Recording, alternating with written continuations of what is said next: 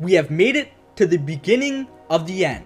We're at the final game of the original trilogy, and the game that is often considered the best in the series.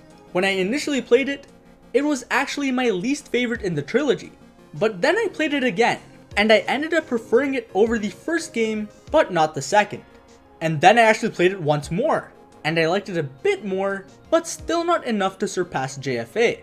So, it's going to be interesting seeing how I feel this time around. Like always, we'll start with our introduction case, Turnabout Memories. Turnabout Memories starts off strong. The opening cutscene is better than those of its preceding tutorial cases in both visuals and audio. What's even crazier is, our defendant is Phoenix Wright. We're going back 5 years and playing as Mia Fey in her second case, which is a clean and simple way to integrate the tutorial. There are many things of note as we start out. Mia's personality as a rookie is much different to when she's Phoenix's mentor in the first 2 games. She's much more hot-headed compared to her more calm personality in the earlier entries. We can say the same about Phoenix. Sure, Phoenix was naive in the first 2 games, but here, he's shown to be 100 times more naive than the Phoenix in the first Turnabout. I mean, the guy goes as far as to swallow a necklace that he knows could have poison in it to protect Dahlia. Both Phoenix and Mia are so different from how they are in their present time that they almost feel like completely new characters, but that makes sense since this was 5 years ago. Turnabout Memories is used to show how these characters have changed over the years, and I think it highlights that pretty well. Another way the game shows this difference between the 5 years is through Grossberg and Payne's designs. In the first game, their suits were dull colors of grey and brown, while in this case, they have more bright colored suits of green and red that highlights their more youthful days where they were respected veterans. I mean, Payne is presented to be the rookie killer. He's so much more confident than he was in the first 2 games, and it's fun to see. And Grossberg is much more lively as he goes on about his hemorrhoids. I also appreciate that the game fixed the problem in the Lost Turnabout. Just as a reminder, in the Lost Turnabout, aka the tutorial of Justice for All, the game does not tell you that you can present profiles until you manually go through all the testimony first. This allows the player to present evidence before they even learn profiles can be presented, and this is a huge problem since the first contradiction of the game involves presenting a profile. Thankfully, in Turnabout Memories, Grossberg tells you about profiles before the first testimony, which is an amazing change. Now, the characters are good, but the only standout for me is Phoenix. He is immature and I love it. The man has some lines that'll make you want to puke, and I find his gung-ho attitude to work well. It's especially awesome to see how he went from this to his more mature self in the present. Mia is also good, but I can't say I'm as big of a fan as most people seem to be. Mia's comedy with her slapping Grossberg after hearing about the cringy romance of Phoenix and Dahlia, and her sarcastic remarks aren't all that funny to me. In fact, a lot of her moments just come off as weird and not in a way that keeps me entertained. I think the same can be said for Grossberg as well. His hemorrhoid gimmick is a funny surprise at the start, but it loses its humor quickly. The joke is repeated far too often in a short span of time. He's alright when he's not talking about hemorrhoids, but overall, I do prefer his more down-to-earth personality in the first game.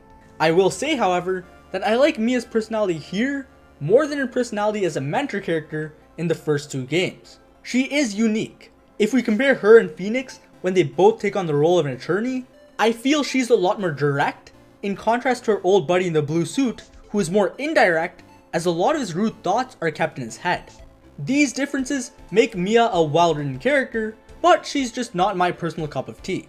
Now, my experience with this case was a little rocky. After the first hour of playing, I was honestly thinking about stopping because my general experience up until that point was kind of meh. The case didn't have any major flaws, but the slow pacing was a little draining. Thankfully, the case picks up when we meet the villain, Dahlia Hawthorne. Dahlia is a refreshing villain and is definitely miles better than Frank Sawit or Richard Wellington. She's supposed to be a villain that's obvious to the player, but not to the characters. The player and the protagonist know well that Dahlia is evil. Her creepy looking default face and the unsettling music playing in the background are immediate giveaways. However, characters like the judge and Winston Payne fall for her act of being this innocent girl who can't do anything wrong, and of course, we can't forget Phoenix, because he is head over heels for Dahlia. It's fun seeing Dahlia have everyone involved wrapped around her thumb, and it's also enjoyable seeing Phoenix sabotage his own case for the sake of protecting her. It adds to the tension and it creates a situation we haven't seen before. It's also interesting seeing Dahlia protecting the defendant, and then as the trial keeps going, she slowly starts betraying Phoenix. However, in some instances, I do believe the game tries to create artificial tension that doesn't work to its benefit. For example, there's a point where the judge says Mia will lose her attorney's badge if she presses Dahlia too much, which doesn't have any impact because it's so random and the threat goes away as fast as it's presented. Now, something interesting about Turnabout Memories is that it leaves a lot of loose threads intentionally. There's a lot that Mia knows that the player doesn't, and the game makes you aware of that. The hints you get throughout the case do a really good job at keeping you hooked, and I think it sets up later cases very well. Examples of specific hints are how they point out this is Mia's second case, the incident in the courtroom 8 months ago, and Mia being familiar with Dahlia. These facts already get the player to theorize about the direction of the game, and that's exactly what you want when a game begins. Now, I want to get to Turnabout Memories' best moments. Turnabout Memories is at its best near the end. Again, moments such as where Phoenix swallows the necklace makes for some good courtroom drama. And I will say, Turnabout Memories does something that no other case in the trilogy has done so far, and that is make me a little sad for the victim. I don't know what it is, but the writing surrounding Doug Swallow was really good. He was a hard-working university student who warned Phoenix about Dahlia, but instead got pushed down by the person he was trying to help, and then got killed by his ex. Now, of course, this doesn't have too much impact, because we never got to know the guy that well, but I am surprised that he made me feel more sad than a character like Russell Berry, who I think should have evoked more emotion because of how tragic the circumstances surrounding his death was. So overall, congratulations to Doug Swallow. I also want to talk about how effective the poison is as the final piece of evidence to make Dahlia confess. It is so satisfying to take her down like this because it's literally death or jail. So far, this is the second most satisfying takedown in the series, only being bested by On Guards. And I do want to say, I love Dahlia's breakdown. Dahlia's expression after being cornered is horrifying, and I love it. I'm not joking when I say I had a nightmare about it. It is that scary. I also like the payoff with Payne's line. He said he would trust Dahlia even with his own life. And when Mia puts that to the test, he loses his hair, which is just hilarious. Although this isn't Payne's last appearance in the trilogy, I do want to say I think his character was handled really well. He was a little too bland in the first game, but Justice for All and Trials and Tribulations used him in creative ways, and strangely enough, they made me really like his character. Now, in terms of logic, I think this case is good. Honestly, I don't think there's a single problem with any of the contradictions, which is good, especially for a first case. If there is another problem I have here, it's the pacing. I think the case feels a little slow, and I feel like some of the testimony or evidence could have been trimmed down to make it a shorter but more fast-paced experience. Like I stated before, this case has that draining feeling. It can get quite boring for a good amount of time, which is not a problem for the tutorials in the first two games. I think the first Turnabout is the best of the three when it comes to pacing, and that's not because it's super quick. It's because it's quick, but also does a lot in that time. I want to bring focus to the contradictions. The tutorial cases in the OG trilogy all have very simple crimes. There's a simple sequence of events in all three incidents, and because of this, the main focus is the contradictions.